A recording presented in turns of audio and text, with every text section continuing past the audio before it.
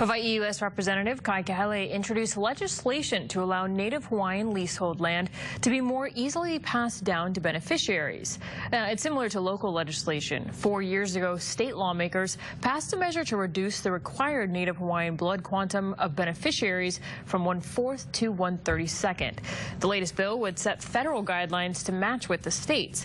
In the 100 years since the formation of the Hawaiian Homelands Commission, nearly 10,000 lots have been awarded to people with 50% Native Hawaiian blood who pay $1 a year for a 99-year lease. The homesteads can be passed on to beneficiaries, children, or relatives that also meet the requirement.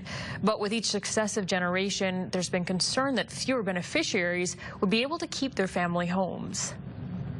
We have a number of families that we're not able to succeed down because of intermarriage, and so children like my own who were born here in Papakolea, I get anxiety around the fact that I won't be able to succeed down to them without this 1/32 blood quantum, without this legislation receiving consent from Congress. The blood quantum issue has been a divide in the Native Hawaiian community since inception, done on purpose, and it's a means to divide the Native Hawaiian community. What we should be doing is uniting around how we can help support the Department of Hawaiian Homelands.